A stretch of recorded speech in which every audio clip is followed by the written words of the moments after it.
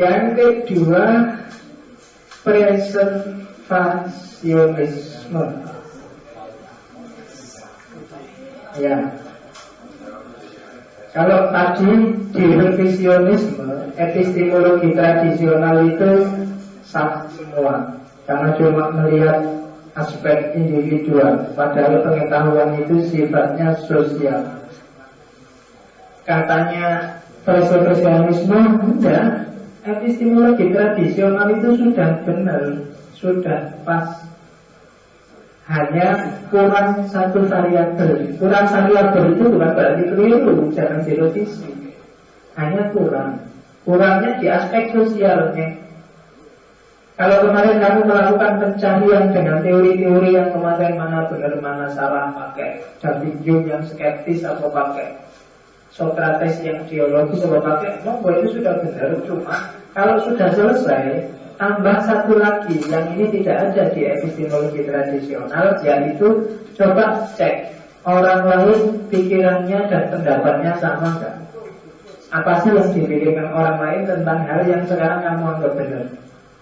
Itu aja yang kurang dari epistemologi tradisional. Maka epistemologi tradisional kalau di teori preservasionisme kurang dua hal. Yang pertama dia kurang testimoni, yang kedua kurang peer disagreement.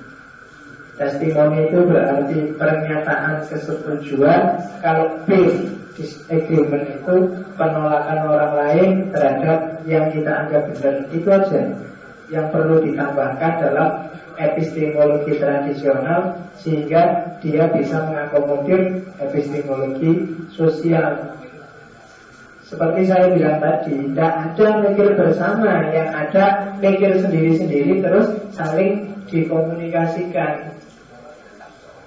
Tidak ada kebenaran bersama atau kebenaran kesepakatan. Yang ada kebenaran masing-masing orang menurut setiap orang yang kemudian dikomunikasikan.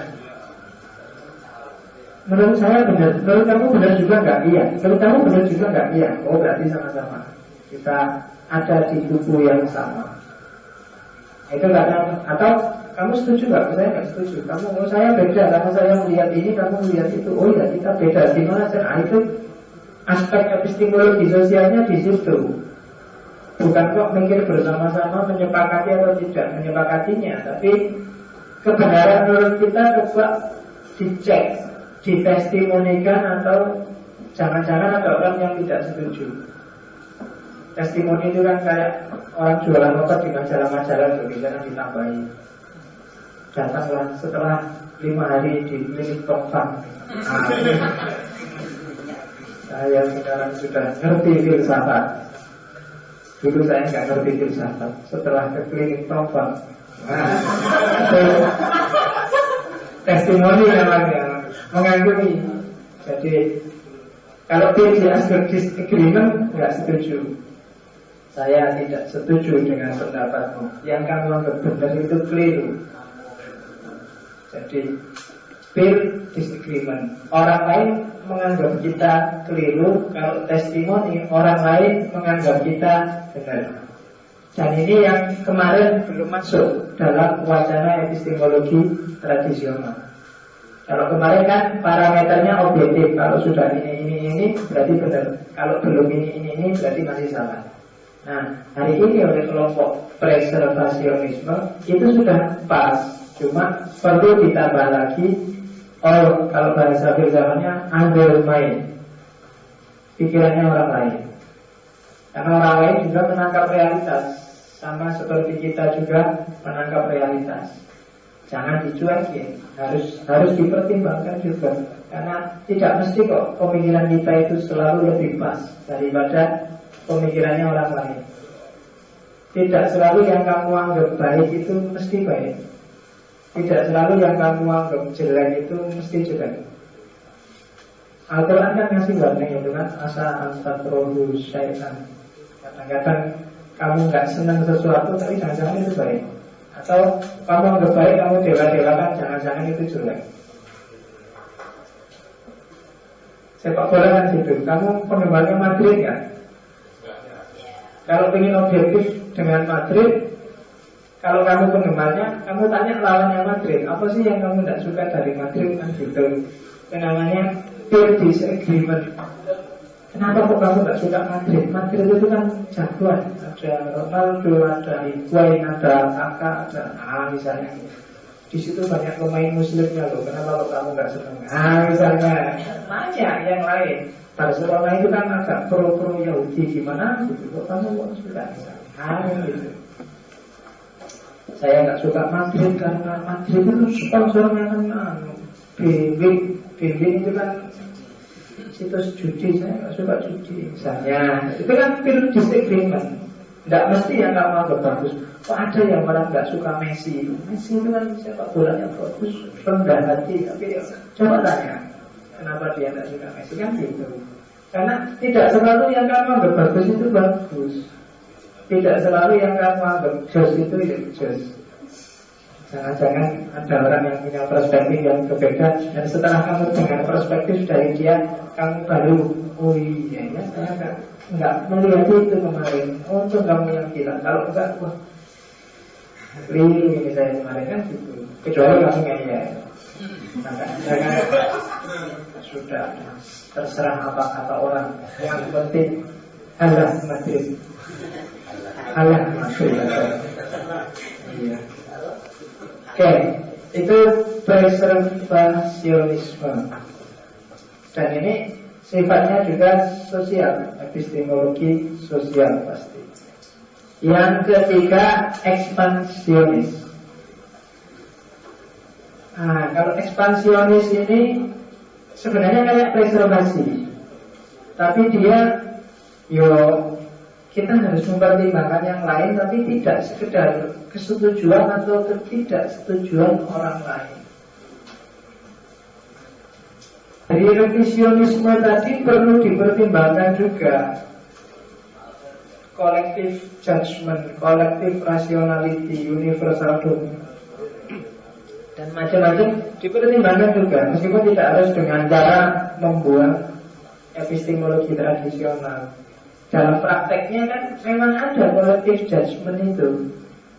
Pendapat itu tidak selalu pendapat per kepala, tapi ada juga pendapat kolektif bareng-bareng secara umum. Kalau bahasanya filosof namanya Hegel, ada akal dunia.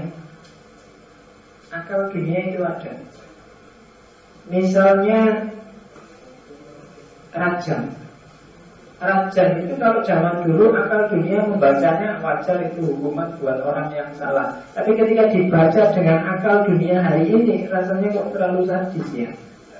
Ada hukuman yang namanya rajam.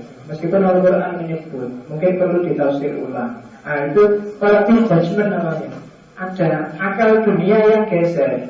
Selama ini mungkin rajam itu kan menghukum orang yang zina dengan dilempari batu sampai mati. Itu kan ngeri kan, orangnya ditanam setengah badan. Kenapa harus ditanam? Karena kalau tidak ditanam dia bisa meronta-ronta, lama nggak mati-mati. Terus bagi yang melempar, kamu tidak boleh pelan-pelan kalau melempar. Kalau kamu melempar pelan-pelan, malah kasihan dia, matinya lama. Jadi semakin keras semakin bikin dia cepat. Bila perlu yang punya tenaga kayak peluru lebih baik. Cepat, terus selesai. Mending potong kepala daripada rajam, itu ngeri. Apalagi kalau anak itu kecil yang lempar kan malah lama. Iya, yang merasa tidak punya tenaga, merasa buruk, jangan ikut-ikutan melempar. Ya alhamdulillah sekarang di Indonesia tidak berlaku. Iran minggu lalu baru saja mendeklarasikan menghapus hukuman rajam. Karena memang pakai nalar hari ini itu secara kolektif memang rasanya agak sadis.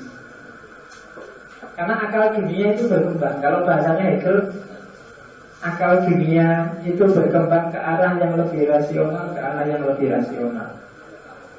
Maka kalau kamu ada masalah yang tidak selesai, ada kalanya memang harus mau biarin aja. Tunggu aja besok siapa yang survei. Karena yang lebih rasional dia yang akan survei. Yang tidak rasional biasanya akan tertinggal dan punah. Hegel begitu. Maka kalau sekarang kamu ada tema perdebatan yang nggak habis-habis, nggak selesai-selesai, kamu nggak harus stres. Berarti biarkan waktu yang menjawabnya. Iya, jadi aja lah, dilihat besok. Siapa tahu nanti kelihatan. Biasanya yang rasional itu yang muncul.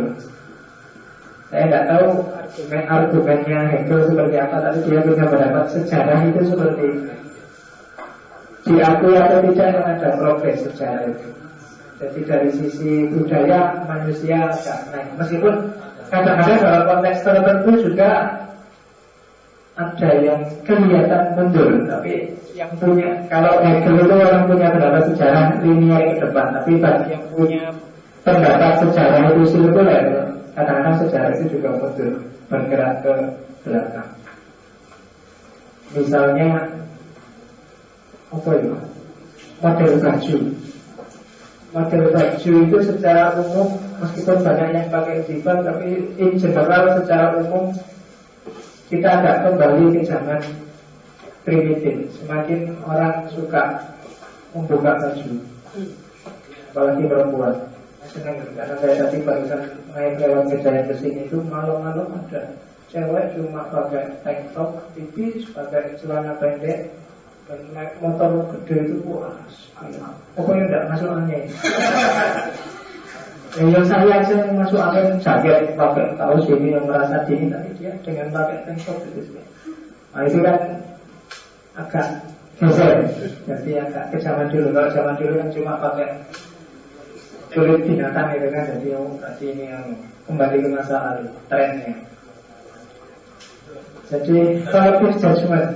Kalau pakai kayak gitu, kembali jangan jauh-jauh ke tahun 60-an aja, mungkin orang juga yang dulu ini orang belum pakai baju, atau mungkin ini bajunya adiknya dipakai.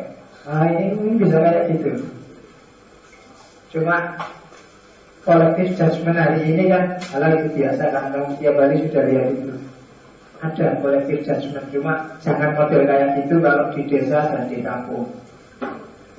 Karena begitu kamu kayak gitu, besok pagi ibu-ibu mesti ngumpul. Iya, tahlilan bareng-bareng bahas kamu yang tahu gitu. Jadi jangan mancing orang untuk bikin yang jelek-jelek. Alasannya itu.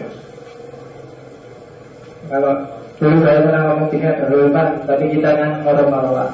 Kalau lihat itu langsung, karena saya normal itu saya agak menjauh. Kalau saya nggak normal tak terjadi sih. Karena saya masih normal itu, kalau mikir-mikir sini dari konteks kawan. Jadi tidak sekedar dilihat setuju dan tidak setujunya, lihat konteks sosiologis, antropologis zamannya. Kebenaran zaman dan era ini bisa geser, bisa tidak sama, bisa beda dengan kebenaran 3, 4, 10 tahun yang lalu. Dulu mungkin orang lebih senang presiden itu militer. Ketika yang mimpin tidak militer, Pak Karno, wah Pak Karno itu tidak tegas lah, Pak Karno itu suka perempuan lah, Pak Karno itu ketika zaman itu Pak Karno. Begitu dipimpin militer Soeharto awal-awal senang gitu, belakangan aduh presiden militer apa diatur, mau ngomong diatur, mau ngapain diatur, enggak seru. Ya kan? Sekarang kamu ingin tidak militer lagi. Begitu tidak militernya Gus Dur, kamu Gus Dur. Aduh, yang lain ke utara, Gus Dur ke selatan sendiri.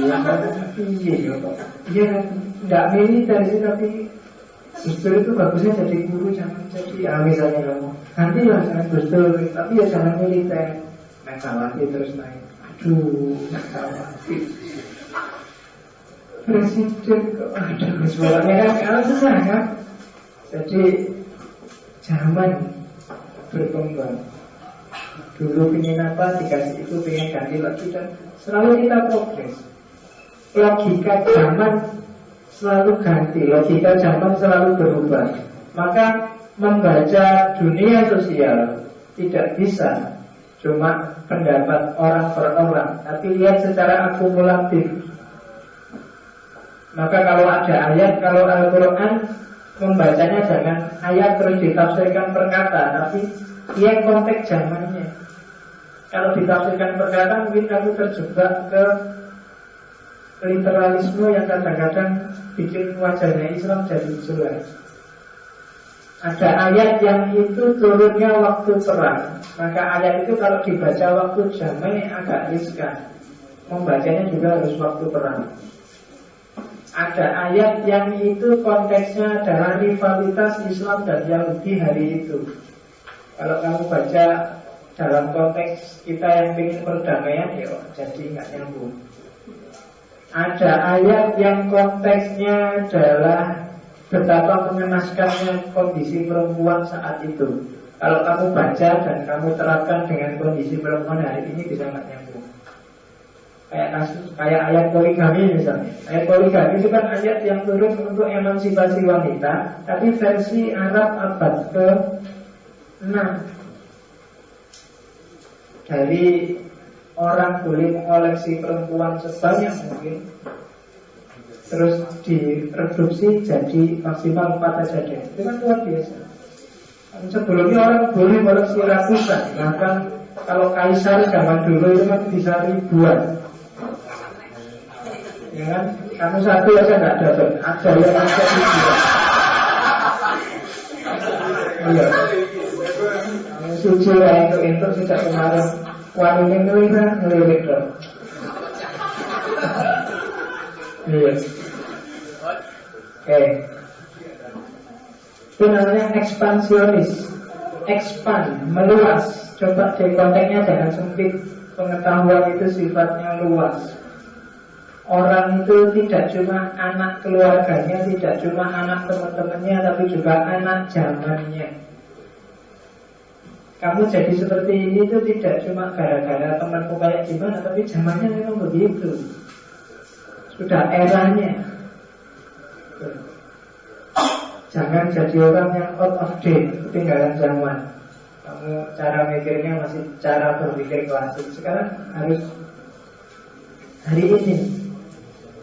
Makanya kelemahannya orang-orang tua itu biasanya dia kehilangan kendali atas anaknya karena dia out of date, ketinggalan zaman. Anaknya sudah lari kemana, dia masih hidup di tahun 60-an. Itu yang bikin aduh. Untung kalian jauh dari orang tua, jadi nggak sering dimarahin. Coba kalau dengan gayamu hari ini dan kamu ada di rumah yang ada orang tua, yang mesti kamu capek diceramain tiap hari. Ya kan?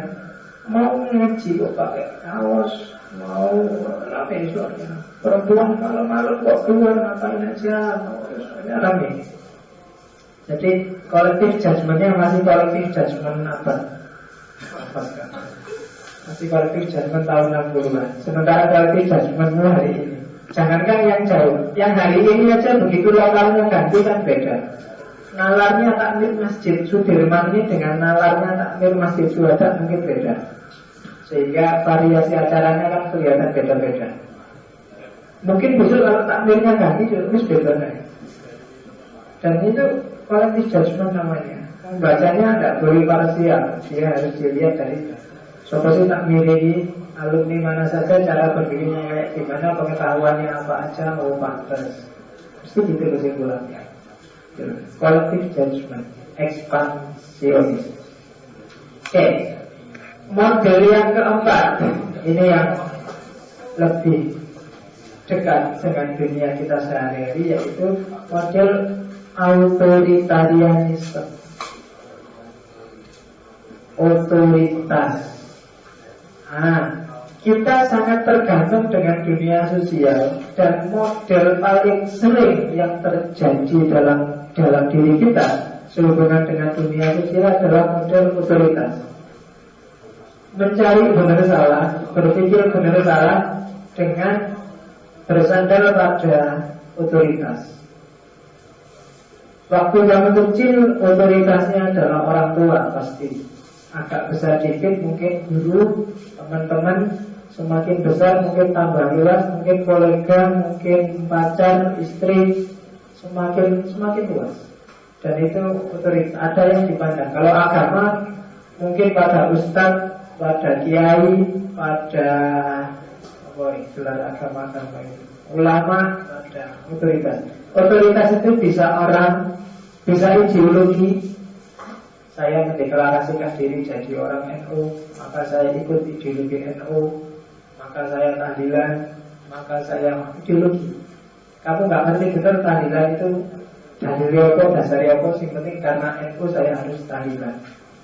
Otoritarian itu buku atau kitab, institusi, ya kan, lembaga. Karena saya mahasiswa UIN, maka saya harus apa UIN itu? Harus Islam. Memang yang lain nggak Islam kok. Institusi itu, bu, bedanya UIN sama tidak UIN apa? Dan bahkan sejarah. Ada orang-orang yang menyandarkan diri pada sejarah. Karena dulu seperti itu, maka saya seperti itu. Itu sejarah. Jadi yang disandari adalah pengalaman dalam sejarah. Dan semuanya namanya otoritarianistik, otoritarianisme. Masyarakat Indonesia hari ini itu sebenarnya polanya masih otoritarianistik. Disuruh mikir dewe susah. Kalau sudah bisa mikir, tidak dipakai untuk berpikir secara independen, tapi dipikir untuk berpikir untuk membela otoritas yang sudah dia percaya. Dan itu termasuk kamu hari ini. Latihan sekali-sekali mengambil jarak dari otoritas.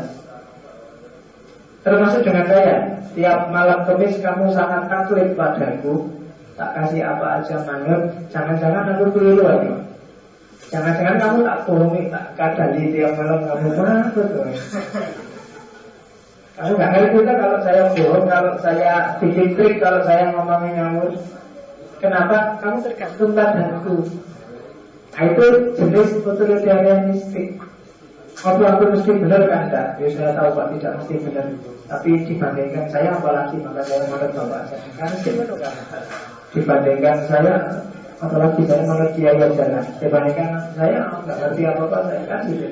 Orang secara niscaya dalam hidup memang pasti butuh otoritas-otoritas. Kamu tidak bisa hidup tanpa otoritas. Cuma jangan tergantung, kalau bahasa agama, jangan takut yang buta. Buta itu kamu nggak tahu dasarnya, mau yang penting sing ditakliti. Kenapa kamu taklid ke dia? Kenapa kamu taklid ke buku itu? Kenapa kok kamu ikut ke ideologi itu? Kenapa kok kamu manut ke institusi itu? Paling kamu harus ngerti. Kalau urusan agama saya taklidnya ke ulama Pak, masuk akal. Urusan kesehatan saya taklidnya ke dokter Pak, masuk akal. Tapi bukan berarti kamu harus buta semua yang dari dokter, dari ulama. Kamu telan mentah-mentah.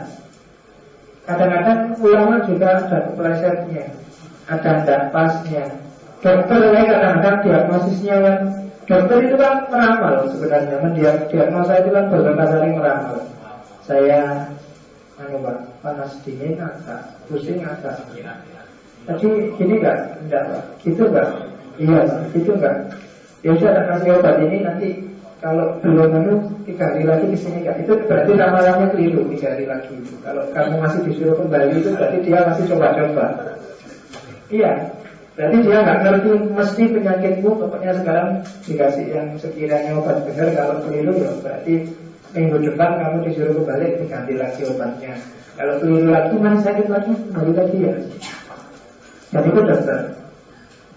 Cuma saya tidak tahu kalau kiai ulama apa yang mau. Saya ngasih fatwa ini, tapi nanti kalau keliru diganti ya. Loh, padahal harusnya kan juga gitu. Emangnya ulama nggak bisa keliru. Hari ini MUI memfatwakan ABCD. Cuma ini walau Allah bisawab, kalau keliru kan harusnya gitu. Karena dia kan juga nggak mesti benar, masih manusia. Itu otoritarianistik. Kenapa sih ada masyarakat itu cenderung otoritarianistik? Karena orang biasa.